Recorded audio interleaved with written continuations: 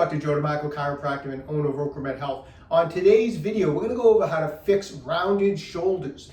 You know, rounded shoulders are a problem not just because it doesn't look good from a posture standpoint, but also because if your shoulders are rounded, it leads to potential injuries in the gym, and also as we get older, it can lead to other issues also. So it's very important to try to fix these rounded shoulders if you happen to be dealing with that. Before we do, if you haven't done so already, take a moment right now, go to OcraMedHealth.com, visit my website. I got a couple new products that are on the website now that we've been getting awesome feedback about. One is the Bodyweight Pro. It's a ring system that I developed to help take your body weight training to the next level. Been getting great feedback on that. And also we have a new product called Old School Arms. It's the arm blaster from the 70s to help build bigger biceps. So that we've been getting great feedback on that also. So anyways, check out the website when you have a chance. I'd really appreciate it also if you haven't done so already, subscribe to my channel, OcraMed Health on YouTube. Click that little bell notification. It notifies you every time I upload a new video. And at the end of today's video, if you find the information helpful, I'd appreciate a thumbs up. Okay, so I just want to take a moment to go over what actually causes your shoulders to become rounded. I'm a firm believer that when you're trying to fix a problem, it's much easier to fix it when you understand what causes it. Okay, when shoulders go forward, it tends to put a lot of stress and strain on the muscles of your neck and upper back, because as the shoulders are forward, you're overstretching, you're over pulling all day long on these muscles back here, and it causes a lot of neck and back aches, tension, headaches. It causes a lot of problems. In the gym, rounded shoulders is going to affect your range of motion of your shoulders and your back, and that's going to lead to potential injuries also. So we want to get this situation taken care of as soon as possible. Two main causes that I find result in rounded shoulders. One, the main muscle I find that is involved in the shoulder being rounded forward, and sometimes it's on one side for people, other times it's on both shoulders. Pectoralis minor, the pec minor. The pec minor attaches to the coracoid process of the scapula. So the front of the shoulder blade, kind of right underneath the collarbone here. That's your coracoid process. You can feel a little bony area there. The pec minor attaches in there, and then it comes down and attaches into the third, fourth, and fifth ribs. When you contract the pec minor, and when a muscle contracts, the muscle shortens. When the pec minor contracts, it brings the shoulder forward and down. Now, when you build up fascial adhesions, or what we call scar tissue, that's exactly what scar tissue does. It actually tightens the muscles and it tends to shorten the muscle. And of course, when you build up scar tissue in the pec minor and it becomes shortened, it leaves the shoulder forward and down in kind of a chronic state. It's always forward and down. Why does pec minor get tight and build up adhesions? The number one reason is from sitting, from being in a position where your arms are on your desk, you're working at your computer, maybe you're driving your car, but that position where your arms are like this has pec minor in a shortened position. You leave any muscle in a shortened position for hours upon hours, every day, every week, every month, every year, over time, that muscle is going to build up adhesion, and it's going to kind of retain that shortened position. Any muscle will do that. And so sitting causes a lot of pec minor issues and a lot of pec minor tightness. And so tightness in the pec minor will draw the shoulder forward and down and cause rounded shoulder. The second cause, and it works a lot of times in conjunction with the first cause, is weakness in the muscles that actually keep the shoulder back, muscles that pull the shoulder blade back. In particular, we're going to talk today about the rhomboid muscles, rhomboid minor and rhomboid major. These are muscles that actually retract or pull back the shoulder blade. These muscles a lot of times are weak. They become weak. They don't get exercised properly or enough or at all. And weakness of the pec minor weakness of the rhomboids allows the pec minor to stay forward. So the tightness from the pec minor is pulling the shoulder forward. The weakness in the rhomboids allows the shoulder to go forward, and we end up with rounded shoulders. So those are the problems. What's the solutions? Today we're gonna go over how to loosen up the pec minor and how to strengthen the rhomboids. Okay, so let's go over some fascia release techniques that you can easily do at home. They're simple, effective techniques. You really don't need any equipment. Everything I show you, you can use your fingers to work on pec minor. If you have a spiky massage ball like a Tai Chi Max ball, Obviously, having a nice spiky massage ball can dig in a little bit deeper. Those come in handy. So I'll show you how to do whether with the ball or with your fingers today. Okay, so as we mentioned, pec minor is up here at the coracoid process of the scapula. It's kind of right underneath the collarbone right here, right underneath the clavicle, and it comes down into the ribs here. So it's not a very large muscle. It's actually a much smaller muscle than people a lot of times realize. It's not a big muscle.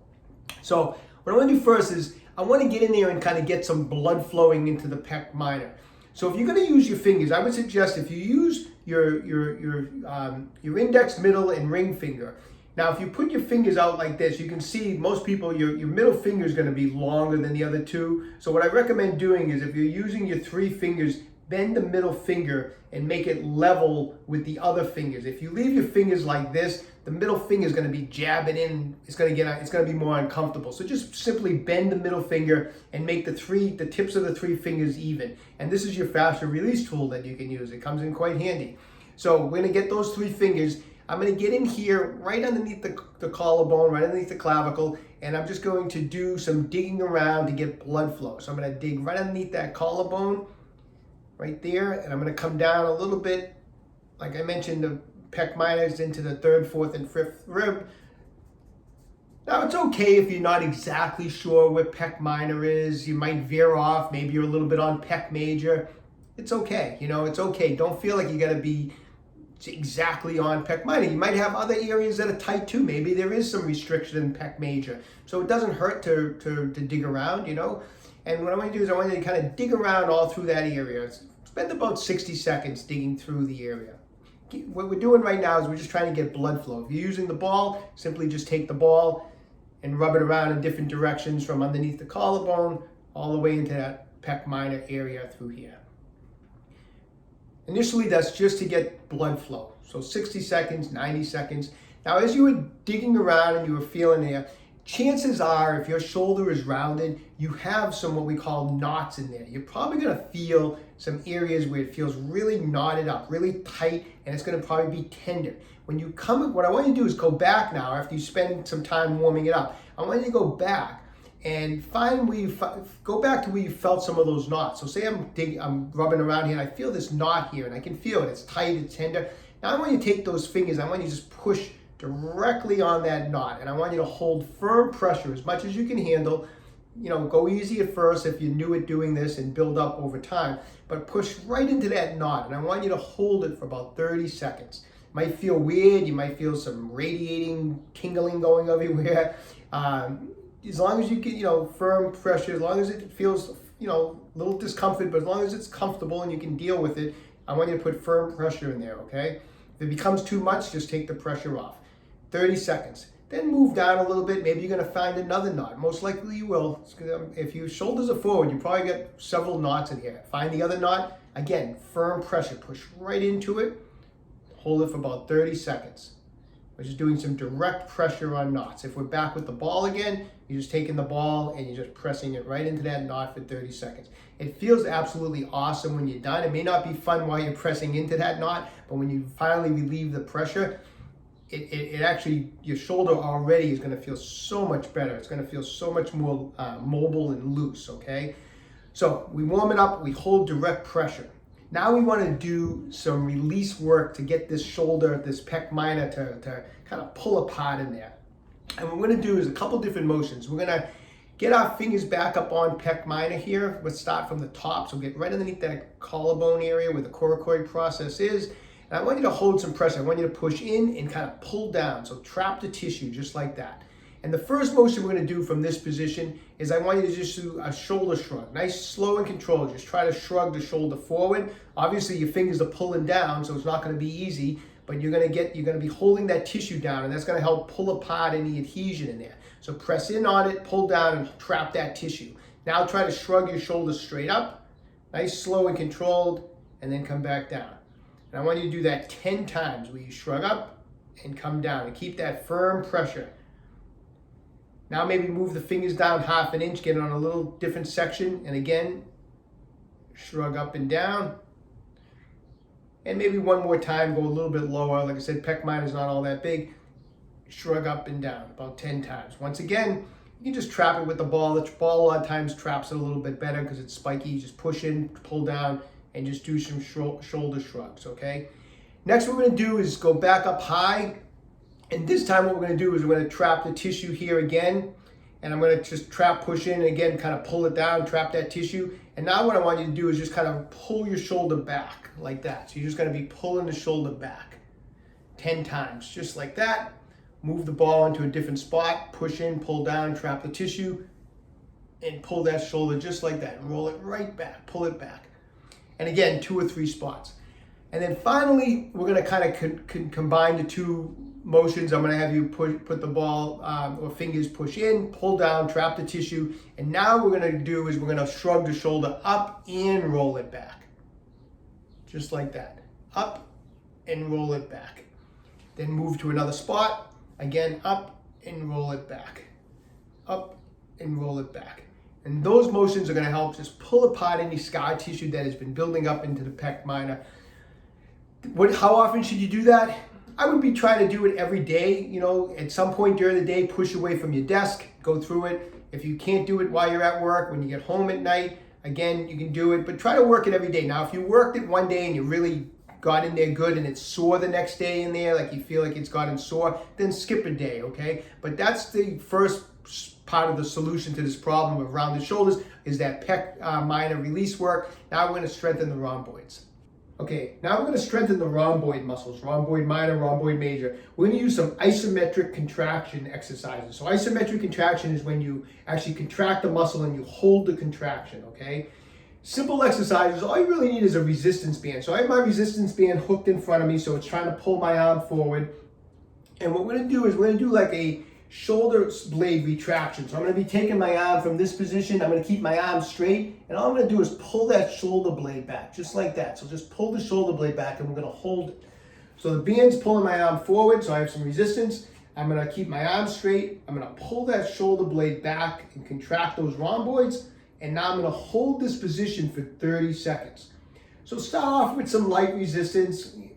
If you don't even have bands, I mean, you could just actually do with no resistance at first anyways. You can just pull and contract the muscle just to activate it, but it would be good eventually to get a band and try to do some resistance also. So I'm going to pull keep the arm straight, the shoulder blade comes right back, and I'm going to hold this for 30 seconds, just like that.